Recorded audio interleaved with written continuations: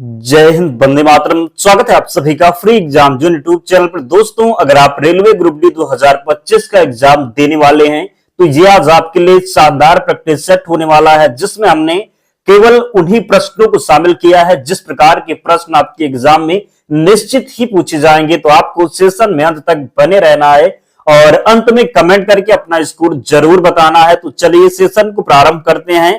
पहला शानदार प्रश्न आपके स्क्रीन पर है। अगर आपको सही उत्तर पता है तो कमेंट जरूर करते रहें। पूछा गया है कि रेलवे बोर्ड की स्थापना किस वर्ष की गई थी। रेलवे बोर्ड की स्थापना किस वर्ष की गई थी आपसे पूछा गया है, तो जल्दी से कमेंट कीजिए और सही उत्तर बताइए। पहला ऑप्शन है 1905 में, दूसरा 1908, तीसरा 1910 और चौथा 1915। तो सही उत्तर क्या होगा? रेलवे बोर्ड की स्थापना किस वर्ष की गई थी? तो रेलवे बोर्ड की स्थापना 1905 में। कब? तो रेलवे बोर्ड की स्थापना कब की गई थी? तो 1905 में रेलवे बोर्ड की स्थापना की गई थी। याद रखेंगे, गलती नहीं करेंगे। दूसरा प्रश्न है, भारत में पहली बार मेट्रो रेल सेवा किस नगर में आरंभ की गई? मुंबई, कोलकाता, बिहार या फिर पश्चिम बंगाल में? तो आपको बताना है कि भारत में पहली बार मेट्रो रेल सेवा किस नगर में आरंभ की गई? मुंबई, कोलकाता, बिहार या फिर पश्चिम बंगाल? तो सही उत्तर इसका हो जाएगा कहां पर? तो कोलकाता में। भारत में पहली बार मेट्रो रेल सेवा प्रारंभ की गई कोलकाता में। कहां पर? तो कोलकाता में। तीसरा प्रश्न है, ट्रेन के पटरियों का व्यास कितना होता है? क्या? तो ट्रेन के पटरियों का व्यास कितना होता है? 0.6 मीटर, 0.9 मीटर, 2 मीटर या फिर 3 मीटर? तो बताना है आपको कि ट्रेन के पटरियों का व्यास कितना होता है। तो ट्रेन की पटरियों का व्यास होता है 0.9 मीटर। कितना? तो 0.9 मीटर, याद रखना है। चौथा प्रश्न है, भारतीय रेलवे में किस वर्ष पहली बार महिला चालक नियुक्त की गई? भारतीय रेलवे में किस वर्ष पहली बार महिला चालक की नियुक्ति की गई? 1990, 1995, 1997 या फिर 1999 में? तो बताना है आपको कि भारतीय रेलवे में किस वर्ष पहली बार महिला चालक की नियुक्ति की गई। तो कब की गई? सही उत्तर हो जाएगा कब? तो 1990 में। भारतीय रेलवे में पहली बार महिला चालक की नियुक्ति 1990 में की गई। याद रखना है, गलती नहीं करना है। पांचवा प्रश्न है, पेरियार नदी इनमें से किस भारतीय राज्य में बहती है? पंजाब, उड़ीसा, केरल या फिर त्रिपुरा? तो पेरियार नदी बहती है केरल में। कहां पर? तो पेरियार नदी केरल राज्य में बहती है। छठवां प्रश्न है, उष्ण कटिबंधीय सदाबहार वन भारत के इनमें से किस राज्य में पाए जाते हैं? गुजरात, केरल, राजस्थान या फिर उत्तर प्रदेश? तो उष्ण कटिबंधीय सदाबहार वन भारत के इनमें से किस राज्य में पाए जाते हैं?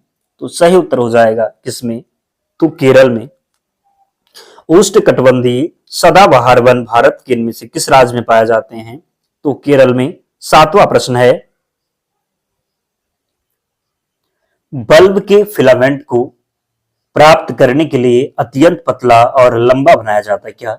उच्च धारा, उच्च प्रतिरोध, उच्च प्रतिरोधकता, उच्च वोल्टेज? तो बताना है कि बल्ब के फिलामेंट को प्राप्त करने के लिए अत्यंत पतला और लंबा बनाया जाता है। तो उच्च प्रतिरोध होगा। क्या?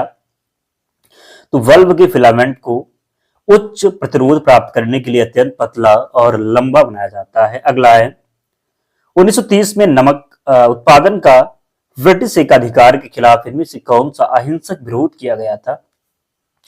खेड़ा सत्याग्रह, सविनय अवज्ञा, दांडी यात्रा, खिलाफत आंदोलन? बताना है कि 1930 में नमक उत्पादन का ब्रिटिश एकाधिकार के खिलाफ इनमें से कौन सा अहिंसक विरोध किया गया था? तो सही उत्तर इसका हो जाएगा दांडी यात्रा। क्या होगा? राइट आंसर होगा दांडी यात्रा। 1930 में नमक उत्पादन का ब्रिटिश एकाधिकार के खिलाफ इनमें से कौन सा अहिंसक विरोध किया गया था? तो नमक उत्पादन का अहिंसक विरोध किया गया था दांडी यात्रा में। किसमें? तो दांडी यात्रा में। अगला है, मासिन राम पृथ्वी पर स्थित सर्वाधिक आर्द्र स्थान है। यह कहां पर स्थित है? महादेव पहाड़ियों में, लुसाई पहाड़ियों, राजमहल पहाड़ियों या फिर खासी पहाड़ियों? तो सही उत्तर इसका हो जाएगा कहां पर? तो राइट आंसर होगा खासी पहाड़ियों में। कहां पर? तो मासिन राम पृथ्वी पर स्थित सर्वाधिक आर्द्र स्थान है। यह खासी पहाड़ियों में पाया जाता है। संघाई हिरण इनमें से किस भारतीय राज्य में पाई जाने वाली एक स्थानीय प्रजाति है? राजस्थान, तेलंगाना, मणिपुर या फिर केरल? तो संघाई हिरण इनमें से किस भारतीय राज्य में पाई जाने वाली एक स्थानिक प्रजाति है? सही उत्तर हो जाएगा मणिपुर में। संघाई हिरण इनमें से किस भारतीय राज्य में पाए जाने वाली एक स्थानिक प्रजाति है? तो मणिपुर होगा। निम्नलिखित में से कौन सी नदी अमरकंटक पहाड़ियों से निकलती है? तीस्ता, नर्मदा, सतलुज या फिर गोदावरी? तो इनमें से कौन सी नदी अमरकंटक पहाड़ियों से निकलती है? तो अमरकंटक पहाड़ियों से निकलती है कौन सी नदी? तो नर्मदा नदी। इन निम्नलिखित में से कौन सी नदी अमरकंटक पहाड़ियों से निकलती है? नर्मदा नदी अमरकंटक पहाड़ियों से निकलती है। कहां से? तो नर्मदा नदी अमरकंटक पहाड़ियों से निकलती है। 12 नंबर प्रश्न है, नौरोज त्योहार किस धार्मिक समुदाय से संबंधित है? जैन, सिख, फारसी या फिर बौद्ध? तो नौरोज त्योहार किस धार्मिक समुदाय से संबंधित है? नौरोज त्योहार संबंधित है किससे? तो पारसी से। किससे? तो नौरोज त्योहार किस धार्मिक समुदाय से संबंधित है? तो पारसी धर्म समुदाय से संबंधित है नौरोज त्योहार। तो आप में से अभी भी जिन प्यारे दोस्तों ने वीडियो को लाइक नहीं किया है, वीडियो को जरूर लाइक करना है और चैनल को सब्सक्राइब करना है। डेली हमारे साथ जुड़ी है। आज पहला प्रैक्टिस सेट है, हम उन सभी प्रश्नों को कंप्लीट करवा देंगे जो आपके एग्जाम में पूछे जाएंगे। विश्वास रखिएगा, अगर आपको डेली जुड़ना है, निश्चित ही यहाँ से एक भी प्रश्न आपके एग्जाम में बाहर नहीं होगा, आप जरूर सफलता प्राप्त करेंगे। तो चैनल को जरूर सब्सक्राइब करना है, वीडियो को लाइक करना है। अगला है, प्रसिद्ध हाजी अली दरगाह इनमें से किस शहर में स्थित है? हैदराबाद, दिल्ली, मुंबई या फिर अजमेर? तो प्रसिद्ध हाजी अली दरगाह इनमें से किस शहर में स्थित है? तो प्रसिद्ध हाजी अली दरगाह इनमें से किस शहर में स्थित है? तो ये मुंबई में स्थित है। कहां पर?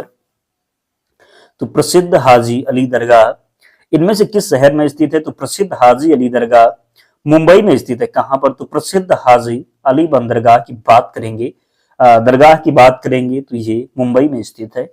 निम्नलिखित में से किस वर्ष में भारतीय संग्रहालय अधिनियम पारित किया गया? निम्नलिखित में से किस वर्ष में भारतीय संग्रहालय अधिनियम पारित किया गया? तो भारतीय संग्रहालय अधिनियम पारित किया गया 1910 में। 1910 में भारतीय संग्रहालय अधिनियम पारित किया गया। कार्बन के इलेक्ट्रॉनिक विन्यास में शामिल कोषों की कुल संख्या कितनी है? तो कार्बन के इलेक्ट्रॉनिक विन्यास में शामिल कोषों की कुल संख्या कितनी है? तो 2 है। कितनी? तो कार्बन के इलेक्ट्रॉनिक विन्यास में शामिल कोषों की कुल संख्या 2 है। अगला प्रश्न है, 1876 में भारत के राष्ट्रीय आय का प्रथम प्राकलन किसने तैयार किया था? Dadabhai Naoroji, PC Mahalanobis, William Digby, VK. Rao? तो 1876 में भारत के राष्ट्रीय आय का प्रथम प्राकलन किसने तैयार किया था? तो प्रथम प्राकलन तैयार किया था किसने? तो दादा भाई नौरोजी ने। 1876 में भारत के राष्ट्रीय आय का प्रथम प्राकलन तैयार किया था दादा भाई नौरोजी ने। कोई भी अभिक्रिया जो अवलेय अवक्षेप उत्पन्न करती है उसे क्या कहते हैं? रेड क्रॉस अभिक्रिया, विस्थापन अभिक्रिया, अवक्षेपण अभिक्रिया या फिर अपघटन अभिक्रिया? तो सही उत्तर क्या होगा? कोई भी अभिक्रिया जो अवलेय अवक्षेप उत्पन्न करती है उसे क्या कहते हैं? तो उसको अवक्षेपण कहेंगे। क्या? तो अवक्षेपण अभिक्रिया कहेंगे। कोई भी अभिक्रिया जो अवलेय अवक्षेप उत्पन्न करती है उसे क्या कहते हैं? तो उसे अवक्षेपण अभिक्रिया कहते हैं। किसी पदार्थ की प्रतिरोधकता इनमें से किस कारक पर निर्भर करती है? प्रतिरोध, अनुप्रस्थ काट का क्षेत्रफल, लंबाई या फिर तापमान पर? तो किसी पदार्थ की प्रतिरोधकता इनमें से किस कारक पर निर्भर करती है? तो किसी पदार्थ की प्रतिरोधकता इनमें से किस कारक पर निर्भर करती है? तो सही उत्तर होगा किस पर? तो तापमान पर। किसी पदार्थ की प्रतिरोधकता इनमें से किस कारक पर निर्भर करती है? तो तापमान पर। भारत में पंचायती राज संस्थाओं की स्थापना भारतीय संविधान के किस संशोधन से की गई थी? 42वां संविधान संशोधन, 97वें संविधान संशोधन, 86वां संविधान संशोधन या फिर 73वां संविधान संशोधन? तो आप सभी को पता है, कई बार आपने पढ़ा है। पंचायती राज संस्थाओं की जो स्थापना की गई, ये की गई 73वें संविधान संशोधन अधिनियम के तहत। किसके? तो 73वें संविधान संशोधन। 20 नंबर प्रश्न है, निम्नलिखित में से कौन सी मानव कोशिका अपने आकार को बदलने की क्षमता रखती है? डब्ल्यूबीसी, आरबीसी, यकृत कोशिकाएं, मस्तिष्क कोशिकाएं? तो निम्नलिखित में से कौन सी मानव कोशिका अपने आकार को बदलने की क्षमता रखती है? तो अपने आकार को बदलने की क्षमता रखती है डब्ल्यूबीसी। निम्नलिखित में से कौन सी मानव कोशिका अपने आकार को बदलने की क्षमता रखती है? तो डब्ल्यूबीसी सही उत्तर होगा। 21 नंबर प्रश्न है, निम्न में से कौन सा अनुच्छेद जीवन की व्यक्तिगत स्वतंत्रता के संरक्षण से संबंधित है? 12, 15, 21 या फिर 32। तो निम्न में से कौन सा अनुच्छेद जीवन की व्यक्तिगत स्वतंत्रता के संरक्षण से संबंधित है? तो जो सही उत्तर होगा ये हो जाएगा 21। क्या? तो निम्न में से कौन सा अनुच्छेद जीवन की व्यक्तिगत स्वतंत्रता के संरक्षण से संबंधित है? तो अनुच्छेद 21 होगा। अगला है, किस रासायनिक का नाम कैल्शियम सल्फेट डाइहाइड्रेट है? धावन soda, gypsum, baking soda, plaster of Paris. तो किस रासायनिक का नाम कैल्शियम सल्फेट डाइहाइड्रेट है? बताना है आपको। किस रासायनिक का नाम कैल्शियम सल्फेट डाइहाइड्रेट है? तो सही उत्तर इसका हो जाएगा क्या? जिप्सम होगा। किस रासायनिक का नाम कैल्शियम सल्फेट डाइहाइड्रेट है? तो जिप्सम का नाम है। किसका? तो जिप्सम का। अगला है, बंगाल के सामाजिक धार्मिक सुधारों की पीड़िता राजा राममोहन राय द्वारा इनमें से किसी की स्थापना की गई थी? तो प्रार्थना समाज की स्थापना की थी किसने? तो प्रार्थना समाज की स्थापना आत्माराम पांडुरंग ने। किसने? तो आत्माराम पांडुरंग के द्वारा प्रार्थना समाज की स्थापना आर्य समाज, स्वामी दयानंद सरस्वती और आत्मीय सभा और धर्म सभा। तो आत्मीय सभा की बात करेंगे तो आत्मीय सभा की स्थापना की थी किसने? तो राजा राममोहन राय ने आत्मीय सभा की स्थापना की थी, राजा राममोहन राय ने। 24 नंबर प्रश्न है, बंधन बैंक की स्थापना कब हुई? तो बंधन बैंक की स्थापना हुई थी 2015 में। बंधन बैंक की स्थापना कब हुई? तो 2015 में। निम्नलिखित में से किसकी परमाणु त्रिज्या सबसे बड़ी है? क्लोरीन, फ्लोरीन, आयोडीन या फिर ऑक्सीजन। तो निम्नलिखित में से किसकी परमाणु त्रिज्या सबसे बड़ी है? तो किसकी परमाणु त्रिज्या सबसे बड़ी है? तो आयोडीन की परमाणु त्रिज्या की बात करेंगे तो ये सबसे बड़ी है। निम्नलिखित में से किसकी परमाणु त्रिज्या सबसे बड़ी है? तो आयोडीन की। अगला प्रश्न है, भारतीय संविधान का कौन सा अनुच्छेद राष्ट्रपति को सूचना आदि प्रस्तुत करने के संबंध में प्रधानमंत्री के कर्तव्यों से संबंधित? 78, 79, 80 या फिर 81। तो भारतीय संविधान का कौन सा अनुच्छेद राष्ट्रपति को सूचना आदि प्रस्तुत करने के संबंध में प्रधानमंत्री के कर्तव्यों से संबंधित है? सही उत्तर इसका हो जाएगा क्या? तो 78 हो जाएगा। भारतीय संविधान का कौन सा अनुच्छेद राष्ट्रपति को सूचना आदि प्रस्तुत करने के संबंध में प्रधानमंत्री के कर्तव्यों से संबंधित है? तो अनुच्छेद 78 होगा। 79 में क्या है? तो 79 में संसद है। क्या? 79 में संसद है। 80 में क्या है? तो 80 में राज्यसभा है। क्या? तो 80 में क्या है? तो राज्यसभा हो जाएगा।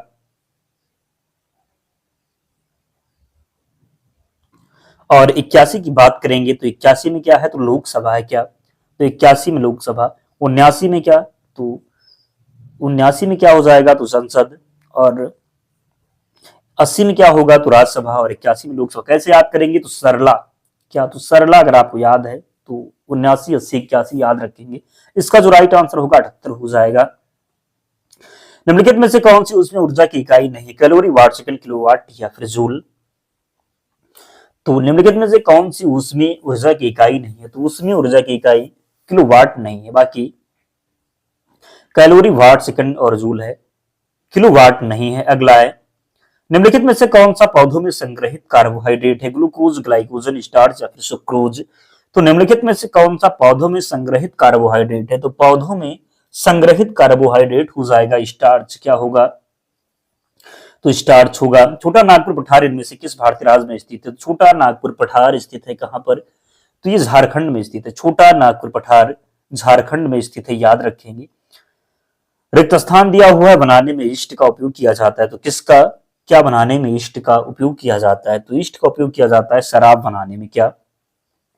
तो शराब बनाने में। भारत का पहला ग्राफीन नवाचार केंद्र किस राज्य में स्थापित किया जाएगा? महाराष्ट्र, पंजाब, हरियाणा या फिर केरल। तो भारत का पहला ग्राफीन नवाचार केंद्र किस राज्य में स्थापित किया जाएगा? तो पहला ग्राफीन नवाचार केंद्र स्थापित किया जाएगा केरल में। भारत का पहला ग्राफीन नवाचार केंद्र किस राज्य में स्थापित किया जाएगा? तो केरल में। राजा राममोहन राय के ठीक बाद ब्रह्म समाज का नेतृत्व किसने किया था? द्वारकानाथ टैगोर, रविन्द्रनाथ टैगोर, डॉक्टर आत्माराम, देवेंद्रनाथ टैगोर। तो राजा राममोहन राय के ठीक बाद ब्रह्म समाज का नेतृत्व किसने किया था? राजा राममोहन राय के ठीक बाद ब्रह्म समाज का नेतृत्व किसने किया था? तो ब्रह्म समाज का नेतृत्व किया था किसने? तो देवेंद्रनाथ टैगोर ने।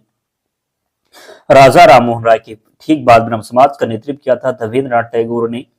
सिंधु दर्शन उत्सव भारत के किस राज्य में मनाया जाता है? तो सिंधु दर्शन उत्सव भारत के किस राज्य में मनाया जाता है? तो ये मनाया जाता है लद्दाख में। कहां पर? तो सिंधु दर्शन उत्सव भारत के किस राज्य में मनाया जाता है? तो लद्दाख में। निम्नलिखित में से किस खाद्य पदार्थ में आयरन प्रचुर मात्रा में पाया जाता है? निम्नलिखित में से किस खाद्य पदार्थ में आयरन प्रचुर मात्रा में पाया जाता है? तो आयरन प्रचुर मात्रा में पाया जाता है किसमें? तो गुण में। निम्नलिखित में से किस खाद्य पदार्थ में आयरन प्रचुर मात्रा में पाया जाता है? तो गुण में। भारतीय संविधान में मौलिक कर्तव्यों को इनमें से किस समिति की सिफारिश से जोड़ा गया? तो मौलिक कर्तव्यों को इनमें से किस समिति की सिफारिश से जोड़ा गया? तो क्या हो जाएगा डॉक्टर? स्वर्ण सिंह समिति। क्या होगा? तो स्वर्ण सिंह समिति होगा। अगला है, भारतीय संविधान के किस भाग में पंचायती राज का वर्णन किया गया है? भाग 8, भाग 9, भाग 7 या फिर 6 में? तो भारतीय संविधान के किस भाग में पंचायती राज का वर्णन किया गया है? 8 में क्या है? तो 8 में क्या है? तो 8 में जो है केंद्र शासित प्रदेश यानी कि यूटी है। क्या है? यूटी यानी कि केंद्र शासित प्रदेश जो है ये 8 में है। और 9 की बात करेंगे तो पंचायती राज किसमें है? तो पंचायती राज भाग 9 में है। अगला है, किसमें दोहरा प्रसंचरण नहीं होता? मेढक, गरुड़, मछली या फिर सर्प? किसमें दोहरा प्रसंचरण नहीं होता? दोहरा प्रसंचरण मेढक में नहीं होता। किसमें? तो मेढक में नहीं होता है। 38 नंबर प्रश्न है, भारत के राष्ट्रीय ध्वज के मध्य में बने धर्म चक्र का रंग क्या है? समुद्र नीला, गहरा नीला, काला या फिर हरा? तो भारत के राष्ट्रीय ध्वज के मध्य में बने धर्म चक्र का रंग क्या है? तो धर्म चक्र का जो रंग हो जाएगा ये गहरा नीला होगा। भारत के राष्ट्रीय ध्वज के मध्य में बने धर्म चक्र का रंग गहरा नीला है। निम्नलिखित में से किस पशु को भारत के राष्ट्रीय प्रतीक में स्थान नहीं मिला? निम्नलिखित में से किस पशु को भारत के राष्ट्रीय प्रतीक में स्थान नहीं मिला? सांड, ऊंट, घोड़ा या फिर सिंह? तो किसको नहीं मिला है? तो याद रखेंगे किससे? तो ऊंट को। बाकी सांड भी है, घोड़ा और सिंह भी है। अगला है, बाघ से पूर्व भारत का राष्ट्रीय पशु क्या था? तो बाघ से पूर्व भारत का राष्ट्रीय पशु सिंह था। क्या था? तो सिंह था। दोस्तों 40 प्रश्न थे, आप लोग कमेंट कीजिए और बताइए कि आपका स्कोर 40 प्रश्नों में क्या रहा, कितने प्रश्न आप सही कर पाए, जरूर कमेंट करके बताएं। और इसकी पीडीएफ के लिए टेलीग्राम चैनल से जुड़ जाना, लिंक डिस्क्रिप्शन बॉक्स में है, या फिर आप टेलीग्राम पर जाएंगे, सर्च करेंगे फ्री एग्जाम जोन। क्या सर्च करना है? तो फ्री एग्जाम जोन सर्च करना है, आपको चैनल मिल जाएगा, ज्वाइन हो जाना, वहां पर आपको सारी पीडीएफ मिल जाएगी। तो मिलते हैं नेक्स्ट वीडियो में, तब तक पढ़ते रहिए, ध्यान रखिए अपना, स्वस्थ और सुरक्षित रहिए। जय